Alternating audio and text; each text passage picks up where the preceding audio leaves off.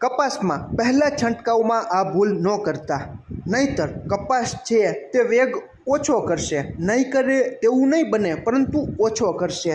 એટલા માટે ખેડૂત મિત્રોને માહિતી આજે આપણે આપવાની છે કે અત્યારે આપણે જોઈ રહ્યા છીએ કે તાપમાન ઘણું બધું ઊંચું ચાલી રહ્યું છે। વરસાદ ખેંચાય અને તાપમાન વધે ત્યારે કપાસમાં ખાસ કરીને જે ખેડૂત મિત્રોએ ઉગતો કરેલો કપાસ છે તેમાં ચૂસિયા પ્રકારની જીવાત અને ખાસ કરીને થ્રિપ્સ આનો ઉપદ્રવ છે તે એકાએક ઘણો બધો વધી જાય છે અને થ્રિપ્સના નિયંત્રણ માટે ઘણા બધા ખેડૂત મિત્રો છે તે પ્રોફેનોફોસ, લેમ્બડા સાયહેલોથ્રીન, સાયપરમેથ્રિન જેવી ઝેરી દવાઓના છંટકાવ કરતા હોય છે। તો આ ભૂલ આપણે નથી કરવાની। આનો છંટકાવ કરો એટલે શું થાય ખેડૂત મિત્રો કે આપણા જે મિત્ર કીટક છે જેમ કે લેડી બર્ડ બીટલ તે મરી જાય છે અને પાછળથી જીવાત છે તે વધુ આવે છે। એટલે ઉગતો કરેલો કપાસ હોય અને અત્યારે શરૂઆતની અવસ્થામાં થ્રિપ્સનો ઉપદ્રવ વધારે હોય તો ખેડૂત મિત્રો આવી જંતુનાશક દવાઓનો વિકલ્પ અત્યારે આપણે પસંદ નથી કરવાનો। પાછળથી આપણે થ્રિપ્સ વધી જાય અને ગુલાબી ઈયળનું જોર પણ વધતું જાય ત્યારે આપણે આવી જંતુનાશક દવાઓનો વિકલ્પ છે તે પસંદ કરવાનો છે।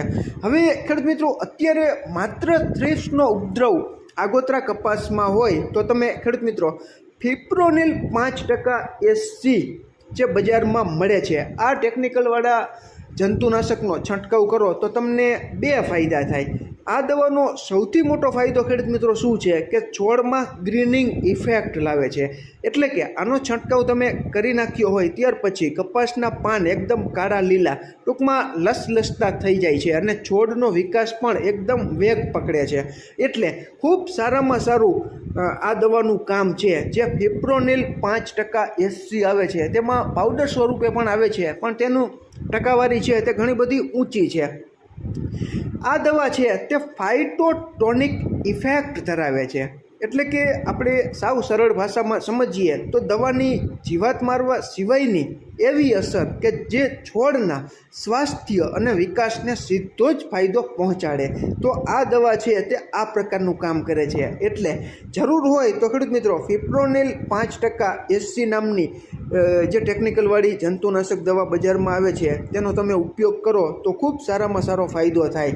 કારણ કે ઘણી વખત આવી દવાઓ છે તે છોડની અંદર જે ક્લોરોફિલ હોય, હરિતદ્રવ્ય હોય તેનું પ્રમાણ છે તે વધારે છે। હરિતદ્રવ્ય વધવાને કારણે પાનનો રંગ એકદમ ઘાટો લીલો લસલસતો થઈ જાય છે અને પાન જેટલા લીલા એટલી જ પ્રકાશ સંશ્લેષણની પ્રક્રિયા ઝડપી થાય છે। ખોરાક બનાવવાની ક્ષમતામાં પણ વધારો કરે છે। મૂળનો સારો વિકાસ થાય છે। તાણ એટલે કે સ્ટ્રેસ જો અચાનક વાતાવરણ બદલાય જેમ કે સખત ગરમી પડે કે હવામાં ભેજ ઘટી જાય ત્યારે આ ઇફેક્ટ છે તે છોડને એ આંચકા સામે ટકી રહેવાની શક્તિ આપે છે। ફિપ્રોનિલ 5% SC છે તે ફાઇટોટોનિક ઇફેક્ટ ધરાવતી હોવાથી ખૂબ સારામાં સારી અસર કપાસના છોડમાં જોવા મળે છે।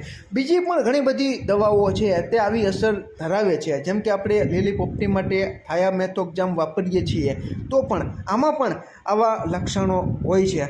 બીજું કે ફૂગનાશકમાં પણ આપણે છંટકાવ કરતા હોઈએ છીએ કે પાયરાક્લોસ્ટ્રોબિન છે, એઝોક્સિસ્ટ્રોબિન છે। આ દવાઓ પોતાની જોરદાર ફાઇટોટોનિક ઇફેક્ટ માટે જાણીતી છે। એટલે આનો છંટકાવ આપણે કરીએ તો ખૂબ સારામાં સારું રિઝલ્ટ મળે અને આપણા છોડને વૃદ્ધિ વિકાસ પણ જળવાઈ રહે અને તાણ સામે પણ રક્ષણ મળે। હવે મોટાભાગના ખેડૂત મિત્રો શરૂઆતમાં જ પ્રોફેનોફોસ, સાયપરમેથ્રિન કે લેમ્બડા સાયહેલોથ્રીન જેવી ભારે કડક કેમિકલવાળી દવાઓનો છંટકાવ કરી નાખે તો ખેડૂત મિત્રો મિત્ર કીટકો છે તે ઘણી વખત ઘણા બધા મરી જાય છે જેથી પાછળથી જીવાતો વધવાનો ઉપદ્રવ છે તે એકાએક ઘણો બધો વધી જાય છે। હવે ખેડૂત મિત્રો ફિપ્રોનિલ 5% SC જે આવે છે તેનો ખૂબ સારામાં સારો ફાયદો ફાઇટોટોનિક ઇફેક્ટ મળવાથી આપણા કપાસના છોડને મળે છે। થાયામેથોક્ઝામના પણ આવા ગુણધર્મો છે। આ ઉપરાંત ઘણા બધા ખેડૂત મિત્રો એવું કરતા હોય છે કે ગયા વર્ષની કપાસની વધેલી દવાઓનો છંટકાવ છે તે કરી નાખતા હોય છે પહેલાં છંટકાવમાં।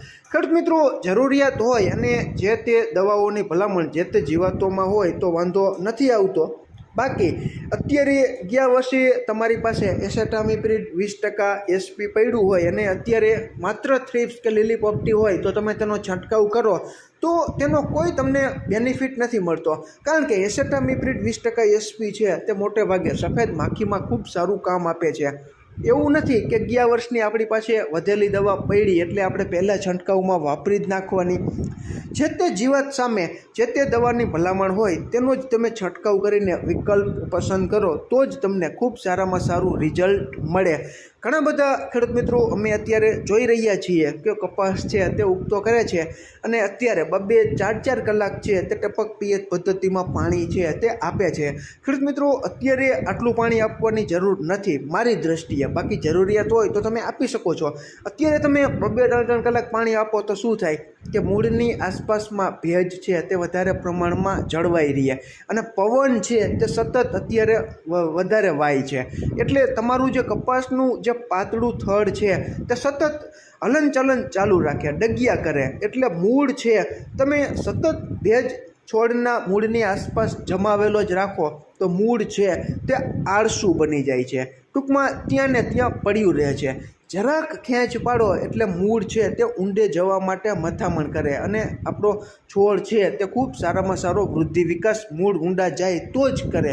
એટલે જે ખેડૂત મિત્રોને ભલે પિયત પાણીની પાવરફુલ સુવિધા હોય છતાં પણ ખેડૂત મિત્રો તમે ઉગતો કર્યો હોય કપાસ અને 10-15 દિવસનો કપાસ હોય તો માત્ર અડધી કલાક આપો પાણી તો પણ ચાલી જાય, વાંધો ન આવે.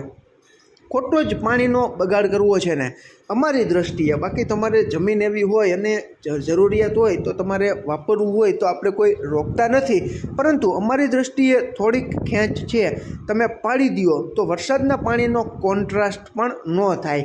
એટલા માટે જરૂરિયાત પૂરતું જ પિયત પાણી આગોતરા કપાસને તમે આપો તો ખૂબ સારામાં સારો ફાયદો થાય. બાકી અમે અત્યારે જોઈ રહ્યા છીએ કે ઘણા બધા ખેડૂત મિત્રો જરૂરિયાત નથી છતાં પણ ફૂલ ટપક પિયત પદ્ધતિમાં કલાકોને કલાકો સુધી નાના છોડને પાણી આપી રહ્યા છે, જેનાથી આપણો પાણીનો પણ બગાડ ઘણો બધો થાય છે અને છોડ પણ જેના મૂળ છે તે ઊંડા જવા જોઈએ તે નથી જતા.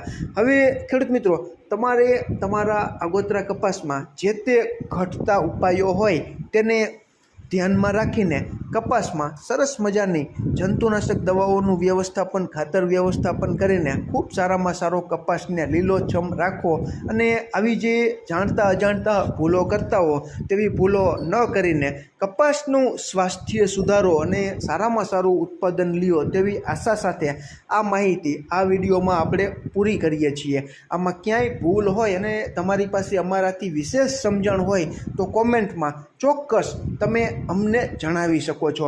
ખેડૂત મિત્રો આપણે એકબીજા પાસેથી શીખવાનું જ છે.